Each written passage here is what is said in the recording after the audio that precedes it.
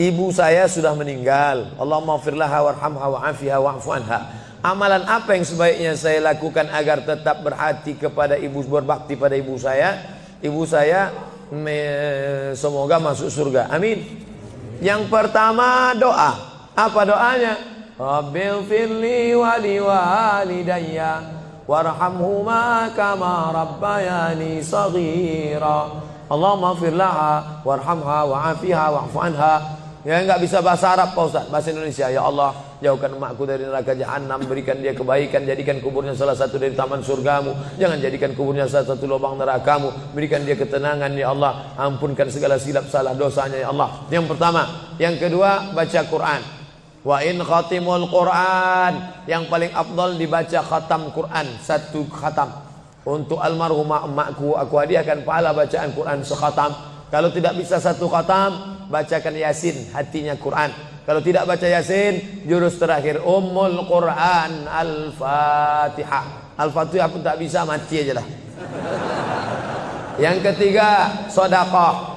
Saat sayang betul dengan emaknya, lalu emaknya meninggal dunia, dia datang melapor kepada Nabi, ya Rasulullah, ummi matat, emakku sudah meninggal dunia, apa atasaddaqu anha, kalau aku bersedekah, apakah sedekahnya sampai ke almarhumah emakku? Kata Nabi, tasaddaq, bersedekahlah.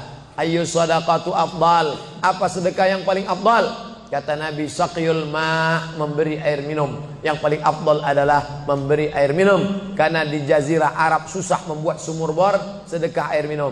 Tapi di Bekasi jangan lagi sedekah air, karena masjid kita sudah diapit 2 danau. Sampai-sampai nama masjid ini pun Masjid Al-Danau, Al-Kolam. Diapit 2 kolam. Nah, oleh sebab itu jangan lagi sedekah air. Sedekah apa? Sedekah AC, sedekah kipas angin, sedekah mikrofon, sedekah kamera, sedekah CCTV. Maka insya Allah mengalir pada almarhumah. Yang pertama doa, yang kedua baca Quran, yang ketiga sedekah, yang keempat kurban. Nanti mau hari raya kurban, ini 1 kambing untuk almarhumah emakku. Yang kelima haji. Kalau dia dulu belum haji, badal hajikan. Yang keenam puasa. Mana tahu dulu ada puasanya tinggal, kita laksanakan puasa. Man mata, siapa yang mati, wa alaihi siyamun, punya utang puasa, shoma anhu waliyuhu, maka ahli warisnya melaksanakan puasa untuknya. Bolehkah di sujud akhir kita berdoa dengan doa yang ada dalam Quran? Aqrabu ma yakunul abdu min rabbih wa huwa sajid. Seorang hamba paling dekat dengan Allah bukan di Makkah. Saya merasa dekat betul dengan Allah ketika di Ka'bah Pak Ustaz. Lalu bagaimana dengan orang miskin yang tak punya duit untuk ke Makkah? Maka orang paling dekat dengan Allah wa huwa sajid, waktu sujud terakhir. Fa'kthiru fihi du'a, perbanyaklah doa di sujud terakhir, tapi jangan bahasa Indonesia. Karena kalau dia ucapkan ya Allah tolong aku, batal salatnya. Pakai bahasa Arab. Kalau nggak bisa bahasa Arab, dalam hati saja. Berapa lama sujud terakhir itu? Sampai Sayyidatuna Aisyah mencubit tangan Nabi dari balik kain. Selesai sholat Nabi tanya, Aisyah, kenapa kau cubit tanganku tadi? Kata Aisyah, kusangka kau sudah sakratul maut ya Rasulullah. Saking panjangnya doa Nabi. Sementara kita yang belum ada apa-apanya, yang status belum jelas, tepat betul sujudnya, macam stempel kertas. Kenapa cepat betul sujud? Sujudlah lama. Bagus sujud lama, membantu turunnya darah menyembur dari jantung ke otak. Karena kalau oksigen kurang bisa kena stroke ringan. Sujud lama-lama, bernapas, jangan tahan napas, bernapas. Itu maka karpet jangan bau. Itu maka tak boleh tidur telungkup di masjid. Tidur telungkup ngences pas tempat orang sujud. Bangkit sujud pitam pingsan makna. Nah, ini penting. Lalu kemudian kalau dibaca dalam doa sujud itu ayat Quran boleh? Tak boleh. Karena Quran itu tinggi, sedangkan sujud itu rendah. Tak boleh yang tinggi diletakkan di rendah. Tapi kalau doa boleh. Begitu juga dengan perempuan halangan, tak boleh baca Quran. Tapi kalau ayat Quran itu doa boleh. Contoh, Subhanalladzi sakhkhara lana hadza wa ma kunna lahu muqrinin wa inna ila rabbina lamunqalibun. Itu kan ayat Quran. Tapi ketika dibaca naik kendaraan Boleh. Maka kalau ayat Quran bunyinya doa boleh. Mana? Rabbana atina fid dunya hasanah wa fil akhirati hasanah wa qina adzabannar. Itu doa, boleh dibaca.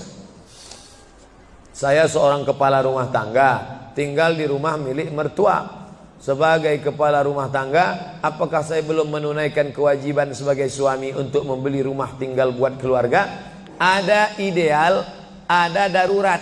Idealnya kau punya rumah, karena kewajibanmu hai kepala rumah tangga laki-laki ada 5. Kasih makan, kasih pakaian, kasih tempat tinggal, kasih pendidikan, kasih perhatian. Itulah kewajibanmu sebagai laki-laki. Beri makan, beri pakaian, beri tempat tinggal, beri pendidikan, beri perhatian anak dan istrimu. Tapi kalau kau tidak bisa, maka mertuamu baik, maka tinggallah di sana. Ya tidak apa-apa. Cuman kita tahu bagaimana bersikap sebagai seorang menantu, bagaimana dengan saudara-saudara ipar, bagaimana dengan mertua. Nah ini kebetulan mertuanya baik. Alhamdulillah, bersyukurlah bapak-bapak yang dapat mertua baik. Persiapan apa yang diperlukan dalam memasuki umur 40 tahun? Enggak ada nunggu 40. Karena malaikat datang tak nunggu 40. Anak muda hafal 29 juz, tinggal 1 juz lagi. Mandi di sungai, terpeleset batu, mati. Mana muda? Orang tua sudah 70 tahun diponis dokter mati. Saya sudah diponis dokter katanya 3 bulan Pak Ustaz. Sudah berapa bulan Pak? Udah tahun setengah, enggak mati-mati. Jangan terlalu yakin dan percaya kepada kata manusia. Tapi saya tetap berobat ke dokter, saya tetap berobat ke rumah sakit. Tapi masalah keimanan, maka itu yang di atas. Innama amruhu idza arada syai'an ayakula lahu kun. Kalau sudah berumur 40, hati tak juga terbuka, tak juga tobat, tak juga insaf, na'udzubillah, dikhawatirkan tertutup pintu hati. Musibah bukan sakit, musibah bukan miskin, musibah tertutup pintu hati. Khatamallahu ala qulubihim wa ala sam'ihim wa ala absarihim. Makin tua makin menjadi-jadi, tak salat, tak puasa, tak berzakat, akhirnya mati dalam keadaan sakau, mati dalam keadaan dilokalisasi. Sudah jelas umur 70 tahun, tetap juga mau berzina, nafsu ada, tenaga tak ada, dimakan Viagra 1 botol. Sama macam kap 70 diisi minyak pesawat, meletup, bam. Bagaimana hukumnya kalau sedang sa'i baca Mars, Banser, dan membacakan teks Pancasila yang videonya sekarang sedang viral? Ini memancing saya supaya orang bully saya aja. Saya dibully orang itu biasa, tak masalah. Sebenarnya saya kasihan jamaah. Tolonglah Ustaz, jangan kontroversial lagi. Capek kami dibully ini. Nah, jamaah ini tak tahan, kasihan saya dengan jamaah. Jadi dalam masalah ini saya mengutip jawaban dari Kiai Nahdlatul Ulama yang sudah share membuat tulisan tentang beberapa terkait masalah membaca. Balik sajalah kepada zikir yang maksur yang diajarkan Nabi Muhammad sallallahu alaihi wasallam. Mau nanya Pak Ustaz, kita hidup untuk apa dan mati untuk siapa? Itulah yang sudah dibahas tadi.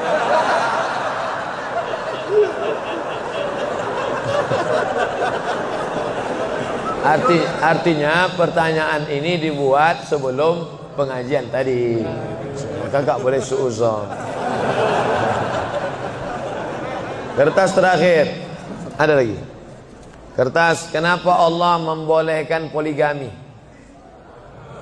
Kenapa hikmah? Fankihu ma tabalakum minan nisa. Nikahilah nisa. Itu syaratnya yang pertama. Yang dinikahi itu nisa.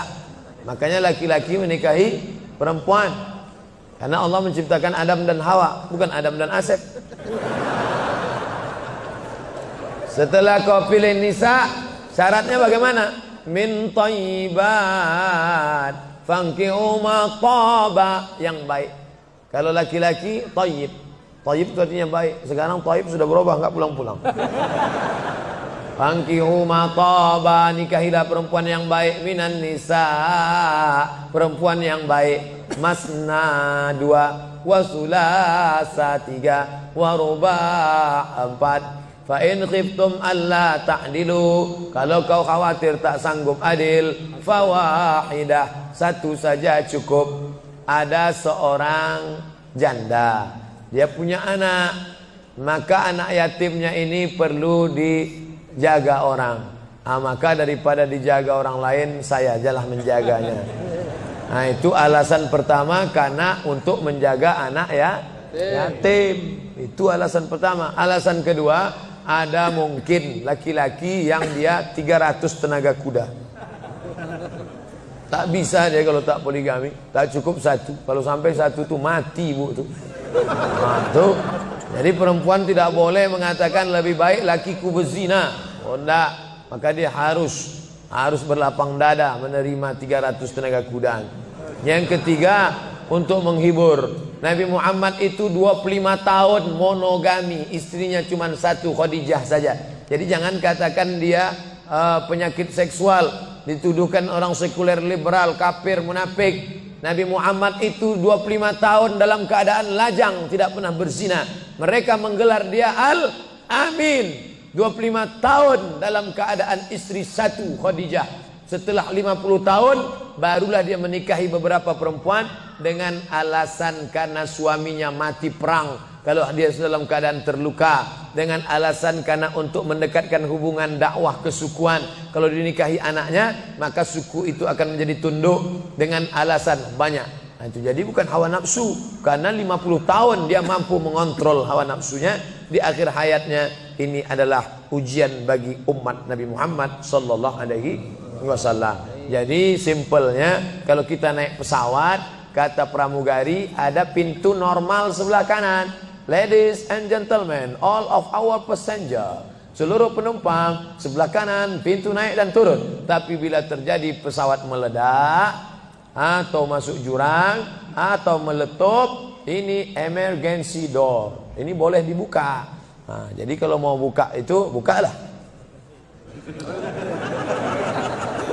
Ustadz, kita merindukan situasi seperti sekarang. Jamaah membludak sampai ke jalan, semua khusyuk menyimak. Bagaimana supaya situasi seperti ini bisa terus terpelihara di hati umat? Sering-sering buat pengajian. Yang datang kemari ini bukan adik kelas saya, kakak-kakak kelas senior-senior saya. Dr. Yusuf Siddiq. Saya sampai ke Mesir, Dr. Yusuf Siddiq S3 di Universitas Muhammad V Rabat. Saya S2, beliau sudah hampir doktor. Senior saya, dosen di Libya, universitas punya Saudi Arabia, cabangnya di Jakarta. Cabang Imam Muhammad bin Saud. Mengajar di sini. Senior saya, Ustadz Ali Junifar. Ali Junifar itu senior saya. Saya sampai ke Mesir, Maroko S2, beliau S3, tafsir, dosen. Itu mengajar di sini. Hadir, siapapun ustadznya, datang, duduk, diam, dengar. Ngantuk-ngantuk dikit, Allah mengampuni insya Allah. Tapi jamaah tak ada yang. Kadang saya baru ceramah 15 menit, jamaah udah melihat lantai. Tapi di Masjid Al-Qalam, Masya Allah, luar biasa. Oleh sebab itu maka anak bapak ibu wakafkan satu orang. Ini pentingnya. Wakaf semen sudah, wakaf anak belum. Saya ini termasuk anak wakaf. Ustadz, memangnya berapa orang? Saya anak pertama, adik saya satu, kami dua cuman, laki-laki dua-duanya. Tapi cucu datuk mbah saya lebih 40 orang. Lalu sebelum meninggal dia berkata, di antara cucuku yang banyak ini, yang satu nih harus sekolah agama. Jangan masukkan dia sekolah Belanda. Mbah saya nggak tahu sekolah umum, dia tahu sekolah Belanda. Yang ini harus sekolah agama. Maka saya tak pernah sekolah umum, ibtidaiyah, sanawiyah, aliyah, ke Mesir. Yang ini jangan sekolah umum. Kalau umurku panjang, aku yang akan membiayai dia kemanapun sekolah. Tapi kalau aku mati, ini aku tinggalkan kebun kelapa 2 hektar untuk biaya sekolah dia. Ketika mbah saya meninggal, pokok kelapa itu pun mati. Lalu gimana Ustadz bisa kuliah ke Maroko? Disitulah baru saya paham rahasia sodakoh. Ternyata Allah balas niat baik mbah saya dapat saya beasiswa Al-Azhar 4 tahun gratis, dapat saya beasiswa Maroko 2 tahun sampai pulang. Jadi kita wakafkan tanah kita, ruko kita untuk pendidikan anak-anak cucu kita ke depan. Ini namanya wakaf keluarga. Dan kita wakafkan salah satu dari anak cucu kita yang ini harus sekolah agama. Itu kalau tidak semua akan hilang sia-sia. Allahu Akbar. Terima kasih segala perhatian. Mohon maaf segala kekhilafan. Minta ampun kepada Allah, beristighfar, membaca Al-Fatihah, lalu kita berdoa. Astaghfirullahaladzim, astaghfirullahaladzim, astaghfirullahaladzim alladzi la ilaha illa huwal hayyul qayyum wa atubu ilaih. Ala hadhihi niyya wa kulli niyatin salihah. Al-Fatihah.